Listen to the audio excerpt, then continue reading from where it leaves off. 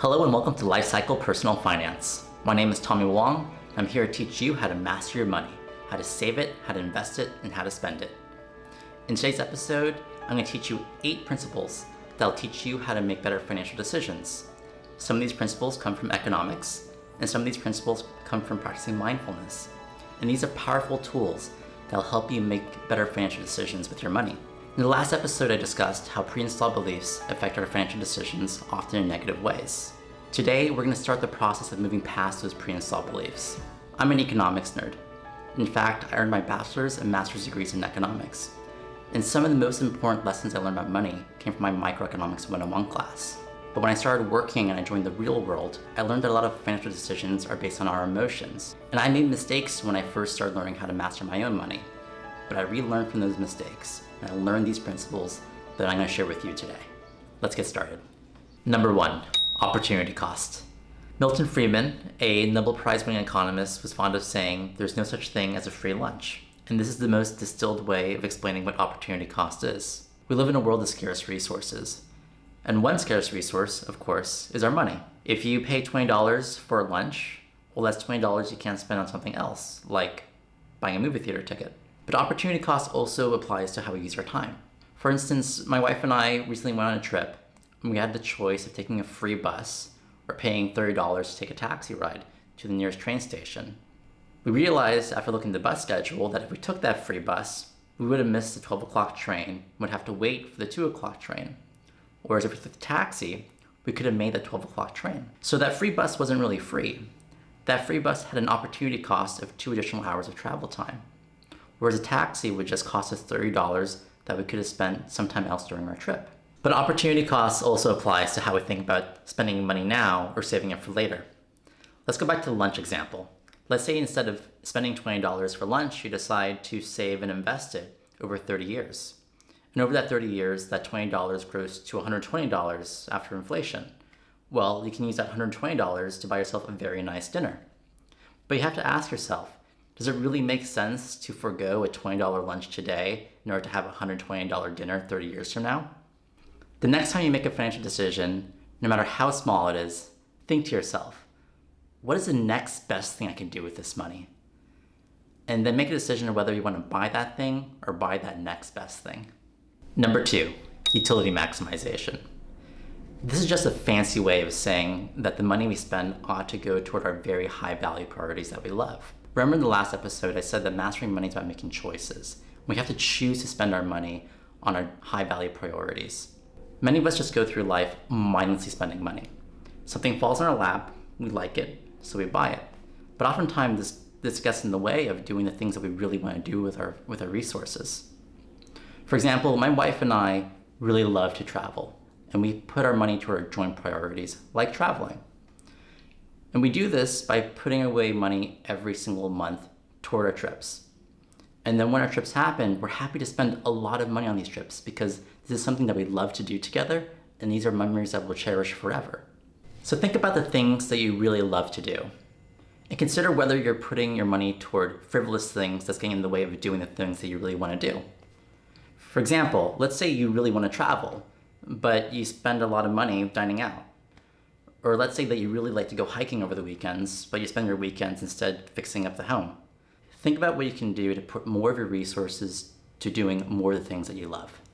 Number 3, declining marginal utility. Imagine you watch your favorite movie at the theater and you pay $20 to go see it. And you love this movie so much that you pay another $20 to see it again the next day. You do this over and over and over again over consecutive days. And as you watch this movie, you start to enjoy it less and less and less. Maybe there's scenes in there that you don't like very much. Maybe there's an actor that you find annoying. And over time, the idea of paying another $20 to see this movie again sounds inconceivable. Well, what's going on here? This is declining marginal utility. And this is the closest thing that economics has to a law. The idea is that as you consume something that you enjoy, and you consume more and more of it, you'll enjoy it less and less and less. And declining marginal utility also plays a role, not just how we consume stuff, but also how we think about income and wealth. For example, with income, when I first started working, I wasn't earning a whole lot of money. So the idea of getting a $5,000 raise would be a huge deal for me, maybe a life-changing amount. But as I got more and more raises and more promotions, I wouldn't need a $5,000 raise to make myself feel satisfied. I would probably need a $10,000 raise to feel satisfied. The same thing can be said about wealth too. When I first started working, I had more student loans than I had savings, so my net worth was negative. But as I paid off my loans and as I saved, my net worth went from negative to zero. So I was finally above water, and it felt really good. And then as I saved more and paid off more loans, my net worth went from 0 to 100,000, and I felt really, really good. But how did I feel when I went from $100,000 to $200,000? I didn't feel much of anything at all. And this is also because of declining marginal utility. Declining marginal utility taught me that chasing income and wealth are ultimately losing games. Since every additional dollar of income and every additional dollar of wealth that we accumulate means less and less and less, it means that we need to accumulate more income and more wealth in order to feel more satisfied with what we have. But by doing this, we never ever feel satisfied with what we already have. So it ends up being a game that we continue playing for the rest of our lives. Number 4, consumption smoothing. When I first started working, I tried saving as much money as possible, partly because that's what I thought good financial management was. After all, there's a lot of advice on the internet saying that you should max out your 401k or save over 20% of your income. And as I tried to do this, I was facing huge opportunity costs. At the very moment when I had the time and the resources to do anything I wanted to do, I was instead trying to save that money instead. And frankly, I was miserable at that time. Economists think about spending and saving differently. For instance, economists would say that you should use our incomes to maximize our well-being over our entire lives. And they suggest doing this by saving less when you're younger and spending more, while saving more when we're older and spending less.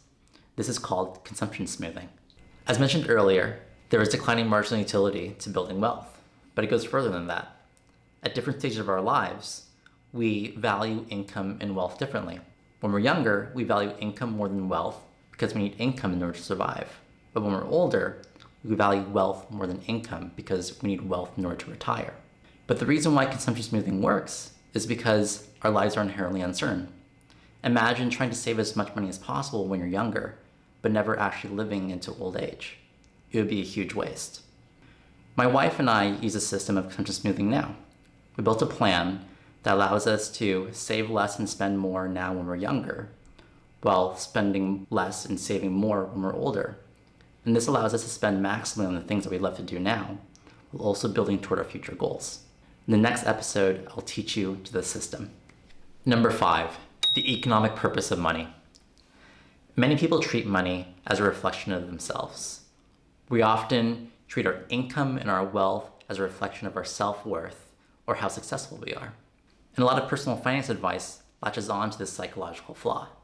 For instance, there's advice out there saying that as you save more money, all your problems will be magically solved.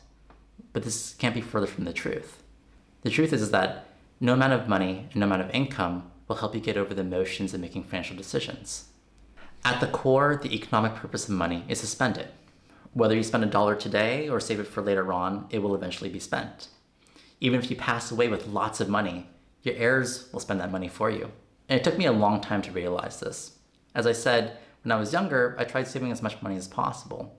But by doing so, I incurred a lot of opportunity cost. And my thoughts about this changed after someone very close to me passed away. And I realized what I was doing was actually a big mistake. I was giving up opportunities and experiences that I could have otherwise been enjoying. For example, I've always wanted to go to Japan, but I kept delaying it because it just seemed too expensive. But my wife and I just made the decision to go, and it was one of the best experiences of my life. Oh man, this is so good. Really? Oh yeah. All right. So what are the things that you really want to do? And what are the financial justifications for not doing them? Leave a comment below. Behavior still plays an important role. So here are a few principles that I use to keep my emotions in check when making financial decisions. Number 6, health and mortality.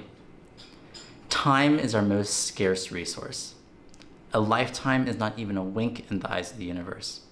And yet we refuse to acknowledge that our lives are finite. But acknowledging that we do not have unlimited time can help us overcome the quirks of making poor financial decisions.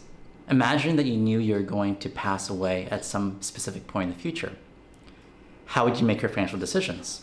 Well, you would probably try to spend your money trying to do as many things as possible, experience as many things as possible, and push every resource you have to bring yourself fulfillment and joy. But why don't we do this now? It's because we refuse to acknowledge the possibility that there might not be a next year to do the things that we really want to do.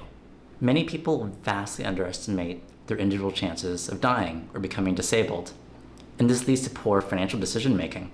If you believe that you will never die or that you'll never become disabled, you're just going to keep putting off the life you're meant to live. But I've met people who decide to put off traveling until retirement, even though retirement is decades down the road. I've met people who've stayed in careers that aren't a good fit for them because of inertia.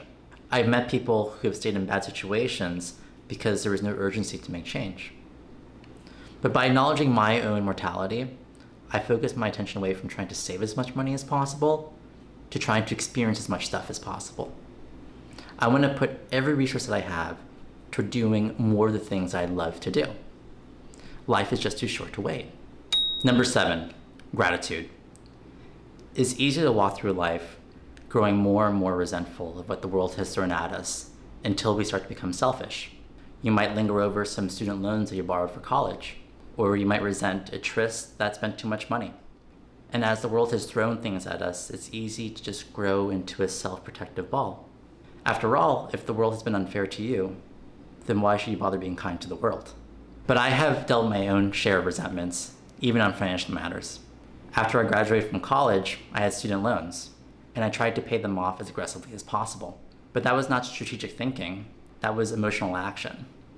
But I am very grateful for what I do have now. I live in a safe and beautiful neighborhood. I have a wonderful wife, and she and I have experienced so many incredible things together.